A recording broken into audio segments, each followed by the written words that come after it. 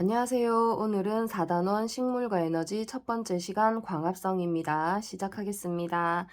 광합성은 식물이 한다라는 거 다들 알고 계시죠? 동물은 광합성을 할 수 없습니다. 자, 그러면 광합성 과정을 살펴보시면 이 광합성이라고 하는 것은 이산화탄소와 물을 원료로 외워주세요. 빛 에너지를 흡수해야 됩니다. 식물이 빛 에너지를 흡수해서 자, 포도당이라고 하는 양분을 만들어내게 됩니다. 포도당이 양분입니다.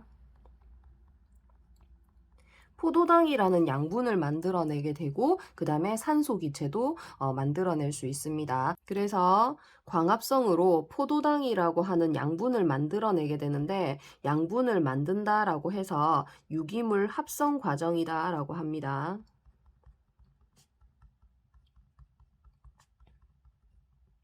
광합성을 유기물을 합성하는 과정이다라는 거 꼭 기억해 주세요. 자, 그리고 광합성은 빛을 받아야지만 할 수 있기 때문에 낮에만 광합성을 할 수 있습니다. 밤에는 광합성을 할 수 없어요. 자, 그다음에 광합성이 일어나는 장소는 이제 엽록체라고 하는 곳인데 식물 세포 소기관 중에 엽록체라고 하는 게 있거든요. 이렇게 생겼는데 식물세포 내에 있습니다. 엽록체라고 하는 세포 소기관이 있고 그 다음에 엽록체에 이제 엽록소라고 해서 초록색 색소가 들어있어요. 엽록체가 있으면 이렇게 동전처럼 생긴 엽록소라고 하는 초록색 색소가 엽록체 안에 들어있습니다. 그래서 그 엽록체에서 빛을 흡수하게 되는 거예요. 그래서 광합성을 하는 장소는 엽록체다라는 거 이것도 꼭 기억을 해주세요.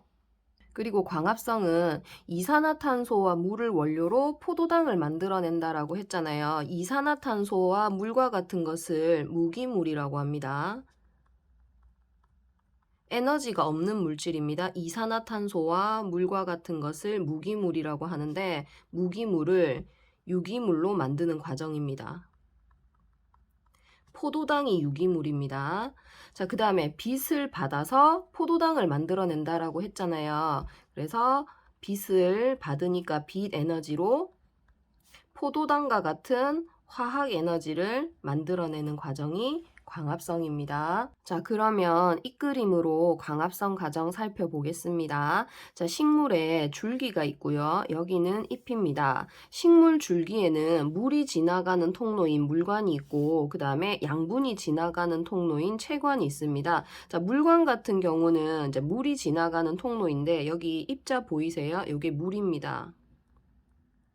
이 입자가 물입니다. 그래서 이 물이 뿌리에서 흡수돼서 줄기를 타고 위쪽으로 올라오는 것이고 그 다음에 이제 체관이라고 하는 것이 양분이 이동하는 통로인데 잎에서 양분을 만든 다음에 체관을 통해서 양분을 전달하게 되는 겁니다. 자, 그리고 잎을 보시면 여기 구멍이 보이는데요. 이 구멍은 이제 기공이라고 해서 수증기라든지 이산화탄소, 산소와 같은 기체가 이동하는 통로입니다. 기체가 이동하는 통로인데 이 기공은 여기 앞면에도 있고 이제 뒷면에도 있는데 주로 잎의 뒷면에 이제 기공이 많습니다. 자, 그래서 기공을 통해서 기체가 들락날락 한다라고 생각을 하시면 돼요. 자, 광합성 과정을 살펴보시면 아까 줄기 내부에 물관이라고 하는 게 있었잖아요. 그래서 뿌리에서 흡수한 물이 올라와서 잎에 물을 전달을 해줍니다. 자, 그 다음에 기공이라고 하는 구멍을 통해서 이산화탄소 기체를 흡수하게 됩니다.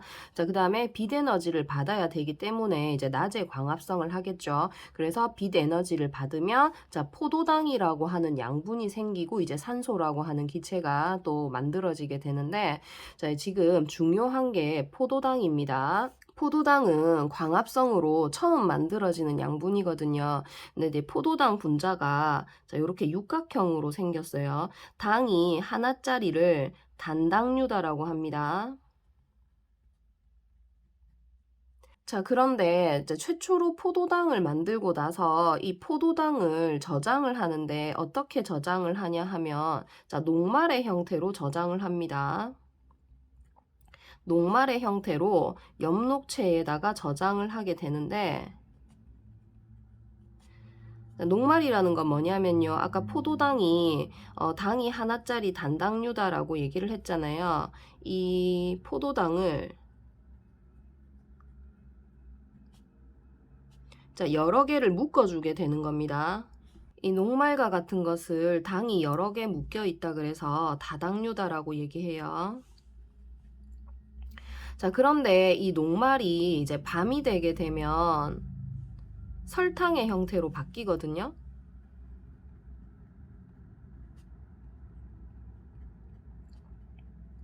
설탕이라는 건 뭐냐? 녹말이 당이 여러 개 묶여 있는 다당류다라고 했잖아요. 이 다당류를 2개씩 끊어줍니다. 그러면 이렇게 2개짜리 당이 되는데, 자, 2개짜리 당을 이당류다라고 얘기합니다. 그래서 광합성을 하면 포도당이 만들어지게 되는데, 이 포도당을 녹말의 형태로 엽록체에 저장을 했다가, 자, 밤이 되면은 설탕의 형태로 채관을 따라서 다시 이동을 하게 되는 거예요. 그리고 광합성을 하게 되면 이제 산소가 나오게 된다 그랬죠. 산소는 기공을 통해서 식물체 밖으로 나갈 수도 있다라는 거 기억해 주세요. 자, 그러면 다시 한 번 더 정리를 하겠습니다. 광합성에 필요한 물질은 2가지가 있는데요. 물이라는 것과 이산화탄소 요 2가지가 이제 광합성에 필요한 물질입니다. 자, 물은 뿌리에서 흡수를 해서 물관을 따라서 잎으로 이동합니다. 뿌리에서 흡수를 해서 물관을 따라 잎으로 물이 이동을 한다. 그 다음에 이산화탄소라고 하는 것은 기공을 통해서 흡수를 하게 되는데, 자, 기공은 앞면에도 있고 뒷면에도 있지만 주로 잎의 뒷면에 많습니다. 그래서 기공을 통해서 이산화탄소를 흡수를 하게 되는 겁니다. 자, 그리고 광합성으로 생성되는 물질을 다른 말로 광합성 산물이다라고 하는데, 자, 광합성 산물은 이제 포도당이 있거든요. 포도당 중요하다 그랬어요.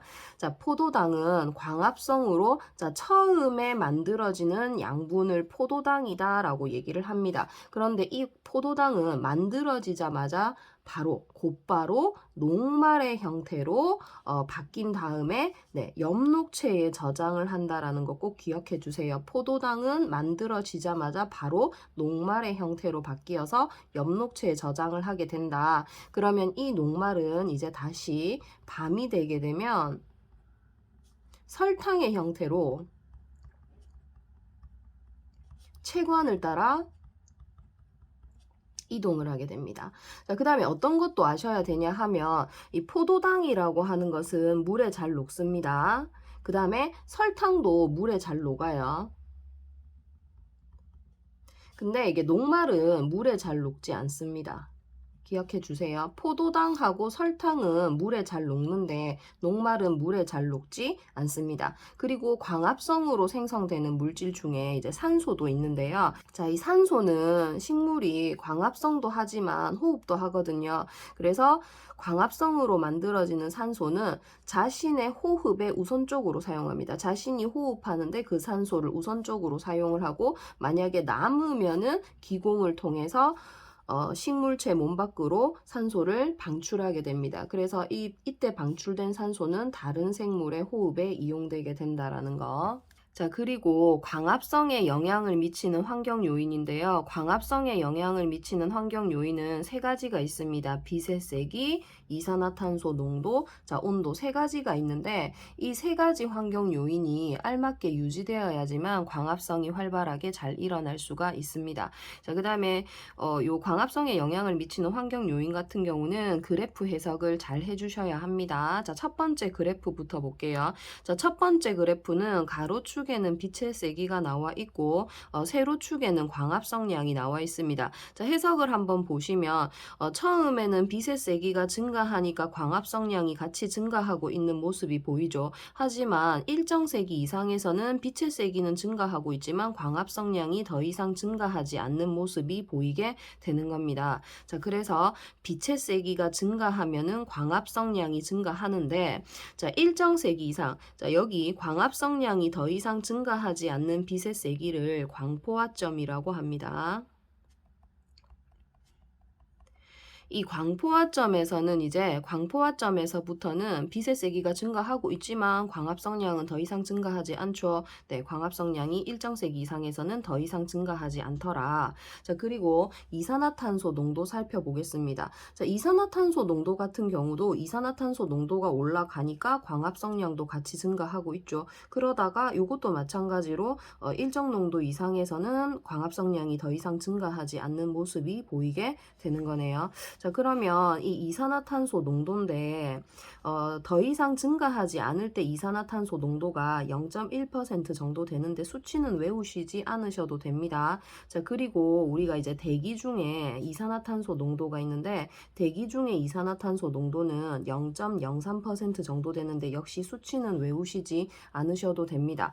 자, 그러면 이 두 그래프에 공통점이 있습니다. 처음에는 광합성량이 증가하다가 광합성량이 더 이상 증가하지 않죠. 그래서 그 이유가 무엇이냐라고 물어보면 그 이유는 광합성을 하는 엽록체 있죠. 식물에 있는 엽록체, 엽록체의 수와 엽록체의 성능이 한정이 되어 있습니다.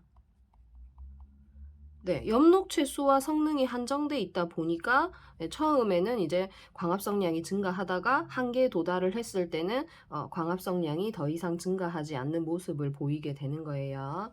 자, 마지막으로 온도 그래프입니다. 자, 온도 그래프는 다른 그래프하고는 조금 다른 모습인데, 자, 처음에는 온도가 올라가면은 광합성량이 증가하는 모습을 보입니다. 온도가 올라가면은 광합성량이 증가하게 되는데, 그런데 이상하게 일정 온도 이상에서는 오히려 광합성량이 급격히 감소하고 있는 모습이 보이죠. 자, 왜 그렇냐 하면, 자, 일단 여기 광합성이 가장 활발한 구간을 먼저 살펴보겠습니다. 이 광합성이 활발한 구간이 있는데요. 여기가 이제 최적 온도 구간인데, 식물이 광합성을 활발하게 할 수 있는 최적 온도는 35도에서 40도씨 정도 됩니다. 자, 근데 이제 그 35도에서 40도를 넘어가게 되면 오히려 이제 온도가 높아졌을 때 광합성량이 급격히 감소하게 되는데, 그 이유는 뭐냐 하면 이제 식물도 생물이다 보니까 물질 대사를 할 때 효소가 필요하거든요. 근데 물질 대사에 필요한 이 효소가 단백질로 이루어져 있어요. 그런데 단백질이 이제 열에 굉장히 약합니다. 그래서 온도가 40도를 넘어갔을 때는 이 단백질이 변성이 옵니다. 그래서 그 단백질의 변성에 의해 가지고 효소의 기능을 상실한다라고 생각을 하시면 됩니다. 자, 오늘은 여기까지 하겠습니다. 수고하셨습니다.